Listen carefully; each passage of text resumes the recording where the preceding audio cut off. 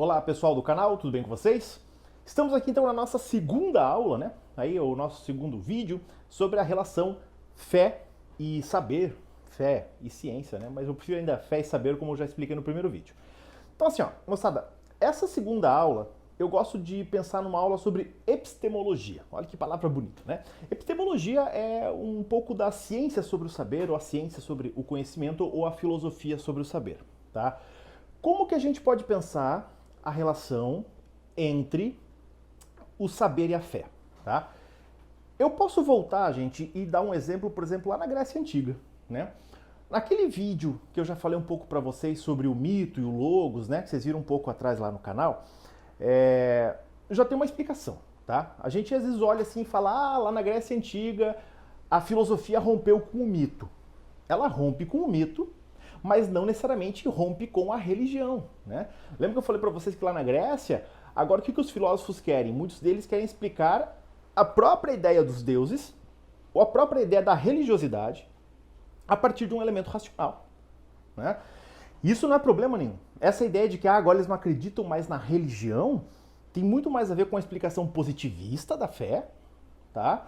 Aliás, uma explicação positivista da filosofia, né? Me desculpem, do que qualquer outra coisa. Né? Quando a gente pega, por exemplo, o Parmênides, né, que é o filósofo que quer tudo estanque, né, que vai influenciar muito o Platão na questão do mundo das ideias, o Parmênides, ele tem um poema do Parmênides na qual ele quer a explicação da religião, ele quer a explicação do mito, mas ele quer uma explicação racional. Então vejam, não é abandonar os parâmetros religiosos. Tá? Na nossa terceira aula eu vou falar um pouco sobre isso. Todo mundo tem um conceito religioso, mesmo que não seja Deus. Tá? É impossível o sujeito que não acredita em nada. O sujeito que não acredita em nada, ele se destrói em si mesmo. Tá? Mas eu vou falar sobre isso depois. Né? Então vamos pensar um pouco mais sobre isso, tá, gente? O grego, né? O grego ele tem essa, entre aspas, incapacidade, mas isso não é num sentido pejorativo da coisa, tá? Eu digo incapacidade que é assim que ele vai construir seu mundo, né? De enxergar, né, um mundo onde exista um Deus maior supremo. E nem é tão incapacidade assim, porque o Aristóteles ele vai começar a desenhar algo do tipo, né, com motor imóvel e assim vai. Mas, por exemplo, se a gente faz a comparação com o mundo hebreu, né, os hebreus lá, os judeus, eles já vão desenhar, por exemplo, um mundo onde eles jogam toda a sua construção maior em um Deus único e supremo, né? Talvez não no começo, né? Tem toda uma corrente que desenha, uma corrente acadêmica, inclusive dentro da teologia, que fala que os hebreus eram politeístas e a partir das reformas do rei Josias, o monoteísmo é que surge, né? Lá a partir do livro de Deuteronômio. Então vejam que daí essa construção, tá, de um Deus único, um Deus imaterial e um Deus que não se nomeia, inclusive, né? Porque Deus, quando se apresenta a Moisés lá no livro do Êxodo, né, ele vai dizer assim, ó, eu sou aquele que é. Né? Então Deus ele não tem nem mesmo uma forma e nem mesmo ele se exprime em algo. Tá? Tanto que alguns eles vão chamar isso da teologia negativa. Né? Olha, o que Deus é? Eu não sei. Eu sei o que Deus não é. Deus não é isso, nem isso, nem isso, nem aquilo. As pessoas falam, Deus é amor. Mas nem isso a gente pode dizer. Né? Porque o amor que nós humanos sabemos exprimir não é nem mesmo esse amor, porque seria um amor perfeito que Deus é. Estão entendendo? Então, todas essas noções, tá, que se constroem a partir disso, né, são formatos que esses povos, os gregos, os hebreus, tá, vão fazer para tentar explicar o mundo ao redor de si. Mas não é a partir daí que nós vamos construir essa aula. Tá? Eu quero construir com vocês a partir da Idade Moderna. Né? Ali, Renascimento, em diante, por ali, tá? Um dos principais caras que a gente usa para pensar é o René Descartes, né? O francês, tá? Que é um dos grandes, a gente diz, um dos grandes fundadores do iluminismo. E o Descartes ele vai fazer o seguinte, olha, ele vai lançar a dúvida absoluta, né? A dúvida metódica que a gente diz, para fundamentar inclusive a ciência moderna. Ele vai buscar duvidar de tudo que existe ao redor, né? Inclusive da existência dele mesmo, né? Ele vai dizer que, olha, esse corpo aqui não me serve de nada, tá tudo na razão, né? E inclusive eu vou duvidar de mim mesmo, né? Eu vou duvidar da existência de mim, mas espera, eu sei que eu existo, o Descartes vai dizer, porque eu consigo duvidar, né? Então se eu duvido, é porque eu sou um ser pensante capaz da dúvida. Então se eu duvido, né, Eu existo, né? Eu penso, logo existo. Só que penso no português não fica tão bom, né? A gente vai lá pro latim, eu cogito, né? Ó, eu cogito. Cogito ergo sumo, né? Eu cogito. Você vai lá na casa do seu amigo hoje, estou cogitando a possibilidade, ó, estou pondo em dúvida, né? Ó, então, eu cogito ergo sumo. Só que esse cogito ergo sumo, gente, ele não é novidade nenhuma, tá? Como assim não é novidade, Ferrari? Pô, o cara criou esse conceito. Ele não criou, tá? Ele copiou, né? Não estou dizendo que ele plagiou ninguém, não é isso, mas ele se inspirou em Santo Agostinho, tá? Santo Agostinho, lá no século IV para V, ele vai falar o seguinte: credo ergo sumo, tá? Creio, logo existo. A gente não pode esquecer que René Descartes, né? Ele era um católico fervorosíssimo. Tanto que uma das primeiras preocupações do Descartes era exatamente o quê? A prova lógica da existência de Deus, tá?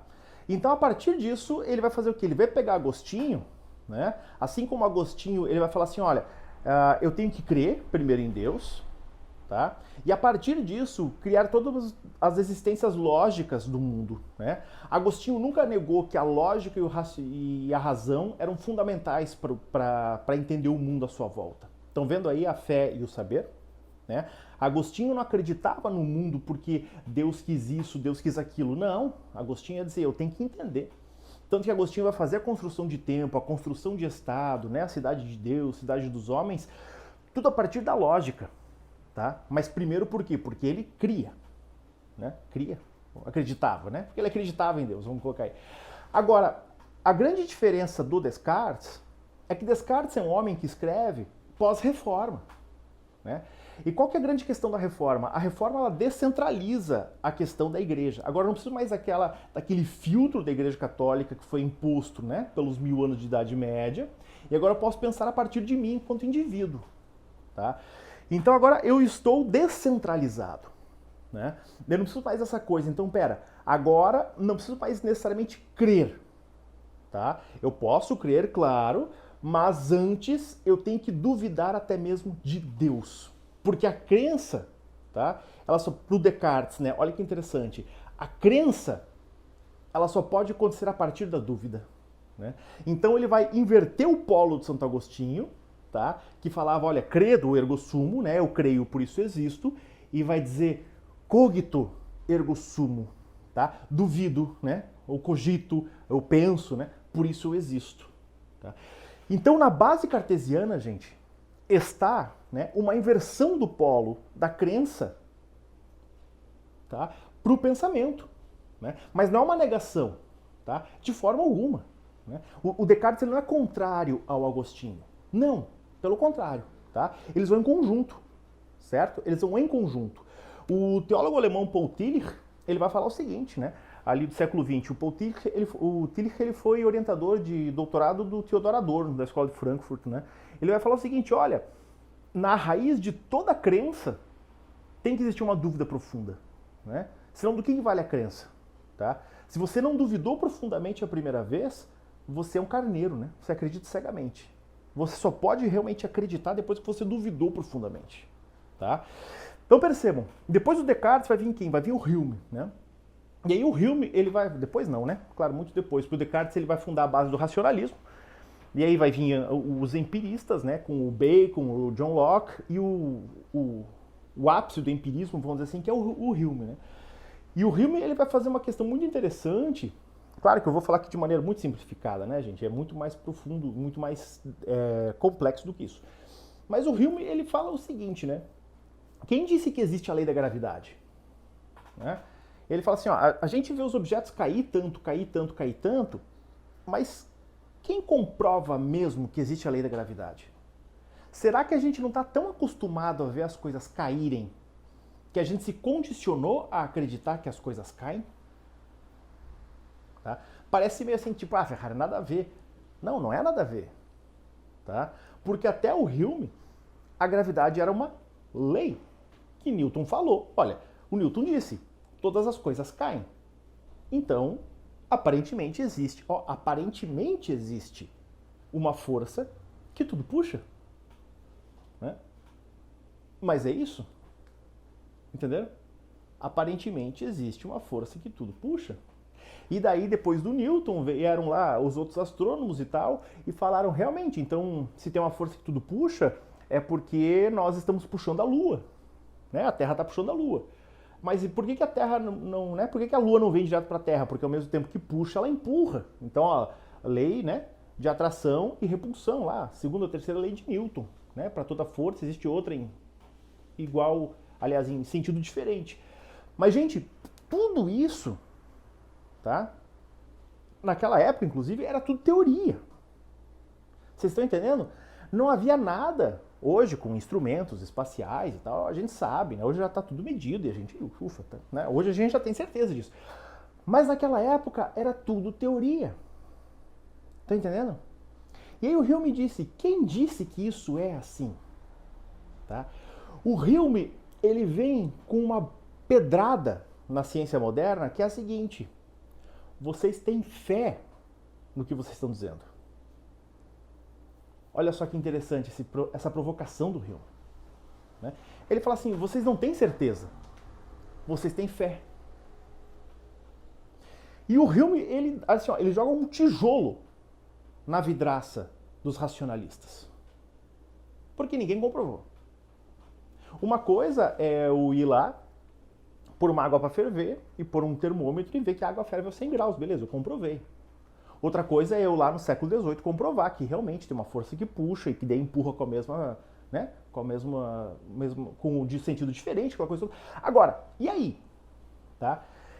E aí que no tempo do Hume tinha um outro racionalista, né, que era do time lá do Descartes, tinha esses caras, que leu o livro do Hume e ficou, gente, 18 anos pensando nisso. O nome desse cara era Immanuel Kant. Tá? O Kant, ele ficou 18 anos atordoado com o livro do Hume. E daí, depois de 18 anos, tá, o Kant escreveu uma resposta. Mas não ao Hume, aos próprios racionalistas. Né? A ideia dele mesmo, que é o crítica à razão pura. Né? Aí o Kant foi lá e escreveu assim, ó, realmente, tá? A nossa epistemologia está em parte muito errada. O Hume tem seus erros também. Mas vamos repensar tudo isso aqui. E aí o Kant, que vejam só, era filho de metodistas, de origem protestante, tá? Ele vai revolucionar todo o pensamento. Mas vai dizer o seguinte, olha, a ciência, ou melhor, o conhecimento humano, ele tem muito de fé. Tá? Só que é o seguinte, toda a fé, ela tem que ser certificada. E existe sim a metafísica, um espaço que nós não conhecemos. Só que tudo o que a gente não conhece está naquela metafísica. E o que a ciência faz? A ciência vai assim, ó, com os dedinhos assim, ó, na metafísica, tentando descobrir as coisas. Tá? Então o Kant, ele vai dizer o seguinte, a partir de Kant nós podemos pensar da seguinte forma: Deus existe? Sim. Não. Como saber? Não sei. Tá? Então, frente a essa hipótese, o que eu posso afirmar? Vou dar um exemplo para vocês, né? A Constituição da atual Alemanha, gente, é uma Constituição que, em partes, ela é muito influenciada por Kant, né? Um dos grandes caras que ajudou no trabalho de construção da Constituição da Alemanha é o Jürgen Habermas, né? Que é um neo-kantiano. E a Alemanha hoje ela é um dos países da Europa que mais tem refugiados. Tá? E a gente não vê a Alemanha tendo tantos problemas como a França tem, por exemplo. Lembra que eu falei na aula passada? França, Alemanha. Fé e religião, né? Fé e Estado, religião e Estado, religião e Estado. Sacaram? Por que isso? Porque quando a gente pensa, ó, veja um Estado pensando, Deus existe? Sim, não. Não tenho como saber. Então eu tenho que tomar medidas para que se entendam das duas formas. Agora, se Deus existe, vamos supor que seja assim, é Jeová? É Alá? Não sei. Entenderam? Ou é Buda? É, não sei. Tá? Vou dar um exemplo para vocês. Ainda hoje, as universidades da Alemanha, as universidades públicas, né, porque lá virtualmente tudo público, tem os cursos de teologia na sua grade. E os teólogos alemães, que se formam pelo Estado, muitos deles vão para o Oriente Médio estudar a teologia islâmica. Tá? E voltam para a Alemanha e ajudam a pensar o quê? Políticas públicas de acolhimento desses refugiados. E aí o Estado alemão, ele sabe como lidar com esses caras, no sentido de acolher, de respeito, de entender que existem N subdivisões ali dentro. Sacaram? Diferente do Estado francês, né? Entenderam? Porque o Estado francês é aqui, ó. Tá? Aquele caso lá, por exemplo, do embate lá do professor que levou as charges do Charlie Hebdo, né? Ó, tá aqui a charge, eu posso mostrar porque eu tenho a liberdade de expressão. Poder pode, né? Mas agora, precisa? Né? Sacaram as diferenças aqui? Tá? Então, deixo aí algumas perguntas para vocês e logo mais a gente volta com a terceira aula, daí para pensar o quê? Para pensar pensadores um pouco mais recentes, né? Dessa relação também fé e saber a partir da pós-modernidade e dos dias de hoje. Tá bom? Até lá!